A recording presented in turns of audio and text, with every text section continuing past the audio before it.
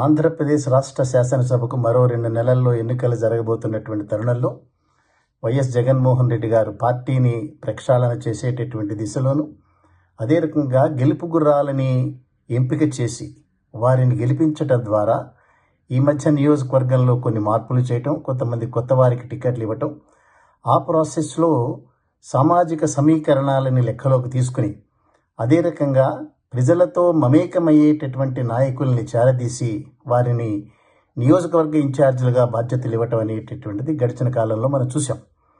ఇంతవరకు వారు 4 జాబితాలని తయారు చేసి రిలీజ్ చేసినారు. మొట్టమొదటి జాబితాలో 11 మంది సభ్యుల్ని, అంటే 11 మంది అసెంబ్లీకి సంబంధించినటువంటి సభ్యుల వివరాలని తెలియజేశారు. వారు గెలుపు గుర్రాలను ఎంచి సామాజిక సమీకరణాలను అప్లై చేస్తూ, రెండవ విడతలో వచ్చేటప్పటికి 27 మంది సభ్యుల జాబితాను బొత్స సత్యనారాయణ గారు, సజ్జల రామకృష్ణారెడ్డి గారు కలిసి రిలీజ్ చేసేటటువంటి అంశాలు. ఆ 27లో 3 పార్లమెంటు సభ్యులకి, 24 అసెంబ్లీ స్థానాలకి అభ్యర్థుల్ని ఎంపిక చేస్తూ, అంటే నియోజకవర్గ ఇన్ఛార్జీలుగా వారిని నియమిస్తూ వారి అసెంబ్లీలో కంటెస్ట్ చేసేటటువంటి అభ్యర్థులుగా పరిగణించడం అనేది మనం చూస్తున్నాం. అదే రకంగా 3వ విడతలోకి వచ్చేటప్పటికి 21 మంది సభ్యుల వివరాలని తెలియజేశారు. దానిలో 6 పార్లమెంటు సభ్యులు, 15 మంది అసెంబ్లీకి సంబంధించినటువంటి ఆ జాబితాని రిలీజ్ చేశారు. 4వ లిస్టులో 8 మంది సభ్యుల జాబితాని రిలీజ్ చేశారు. అందులో 1 పార్లమెంటు సభ్యులు, అదే రకంగా 7 అసెంబ్లీ సభ్యులు కూడా దానిలో రిలీజ్ చేయటం అనేది మనం చూసాం. సో ఇప్పుడు అనదర్ 7 సభ్యుల యొక్క వివరాలని తెలియజేశారు. ఆ 7 కనుక చూస్తే దానిలో అరకు, అవనిగడ్డ, సత్యవేడు ఈ 3 కూడా అసెంబ్లీకి సంబంధించినటువంటి నియోజకవర్గాలు. తిరుపతి, నరసరావుపేట, మచిలీపట్నం, కాకినాడ ఇవన్నీ కూడా పార్లమెంటుకు సంబంధించినటువంటి అభ్యర్థుల్ని వివరాలని వారు తెలియజేశారు. సో ఈ రోజున సజ్జల రామకృష్ణారెడ్డి గారు, అదే రకంగా బొత్స సత్యనారాయణ గారు రిలీజ్ చేసినటువంటి 5వ జాబితా కనుక మనం చూస్తే, అరకులో ఆల్రెడీ గొడ్డేటి మాధవి అని చెప్పి వారిని ఆల్రెడీ ఇన్ఛార్జిగా నియమించడం జరిగింది. వారి స్థానంలో అక్కడ ఉన్నటువంటి ప్రత్యేకమైనటువంటి పరిస్థితుల దృష్ట్యా రేగం మత్స్యలింగం అనేటటువంటి వారిని కొత్తగా నియోజకవర్గ బాధ్యతలు వారికి అప్పగించారు. అదే రకంగా అవనిగడ్డ నుంచి డాక్టర్ సింహాద్రి చంద్రశేఖరరావు అనేటటువంటి వారిని అక్కడ అసెంబ్లీ సభ్యులుగా నియోజకవర్గ బాధ్యతలు వారికి అప్పగించారు.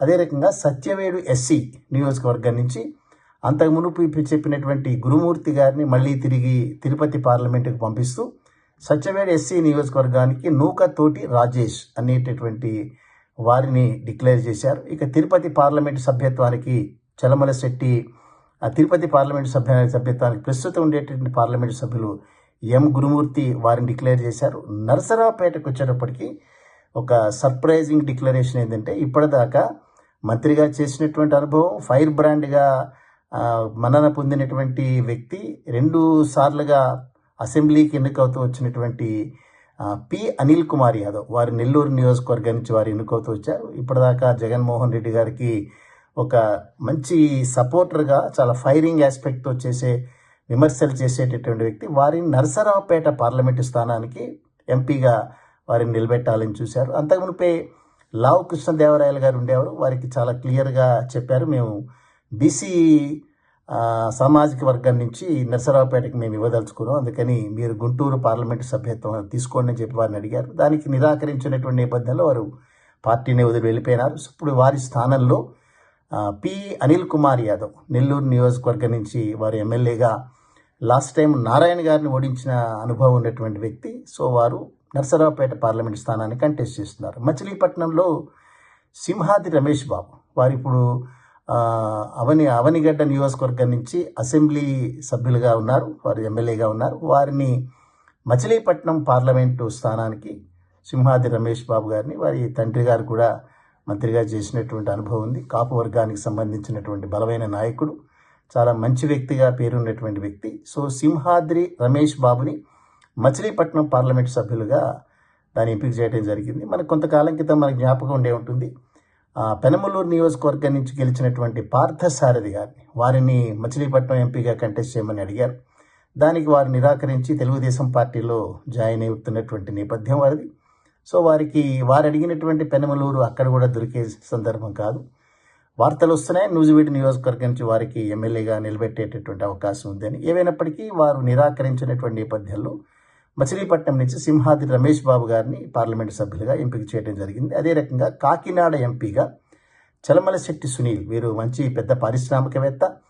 సో చలమలశెట్టి సునీల్ అనేటటువంటి వ్యక్తి ఈసారి వైసీపీ తరఫున పార్లమెంటు సభ్యత్వానికి వారు కంటెస్ట్ చేయబోతున్నారు. వీటితో పాటుగా గుంటూరు పార్లమెంటు స్థానానికి గెలిచేటటువంటి బాధ్యతని విజయసాయిరెడ్డి గారికి అదనంగా వారికి అది కేటాయించారు.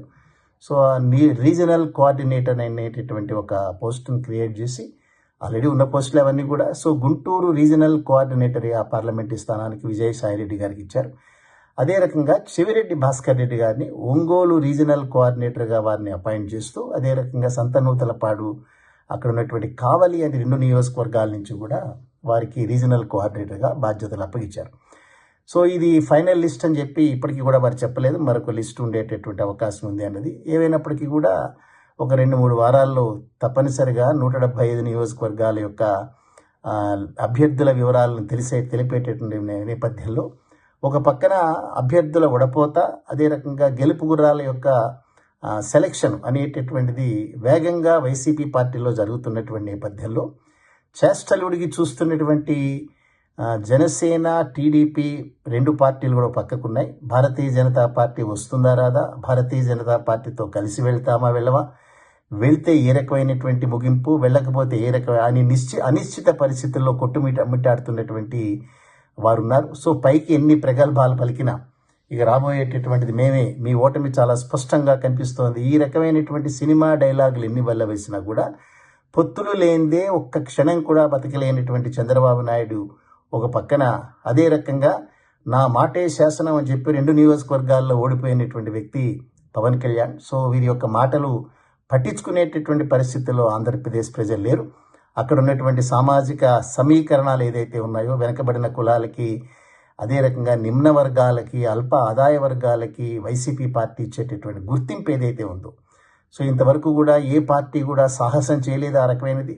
ఇవాళ చిన్న చిన్న కూలీలను కూడా ఎమ్మెల్యేలుగా నిలబెట్టి గెలిపించేటటువంటి చరిత్ర ఉన్నటువంటి పార్టీగా వైసీపీ పార్టీ చరిత్రలో నిలిచింది. ఏవైనప్పటికీ కూడా పేదలకి, పేద వర్గాలందరికీ కూడా రాజకీయపరమైనటువంటి అధికారం కల్పించడం ద్వారా వారికి ఆర్థికపరమైనటువంటి ఆ అధికారం రాబోయేటటువంటి రోజుల్లో చాలా మెండుగా స్పష్టంగా వారికి వెళ్తుందనేటటువంటి ఆశయంలో నమ్మకం ఉన్నటువంటి వ్యక్తిగా జగన్మోహన్ రెడ్డి గారి సెలక్షన్స్ ఏవైతే ఉన్నాయో ఆ వర్గాల్ని సంతృప్తి పడుతూ వెళ్తున్నటువంటి సెలక్షన్ కనిపిస్తుంది. చూద్దాం, ఆ వర్గాలన్నీ కూడా జగన్మోహన్ రెడ్డి గారి ఆశయాల్ని అందిపుచ్చుకుని వారి యొక్క రిప్రజెంటేటివ్స్ని అసెంబ్లీలోనూ పార్లమెంట్లోనూ పంపి తద్వారా ఆ వర్గాలన్నీ కూడా ఆర్థికపరమైనటువంటి ప్రయోజనం తప్పనిసరిగా పొందుతారా లేదా అనేది భవిష్యత్తులో మనం చూడాల్సినటువంటి అంశం.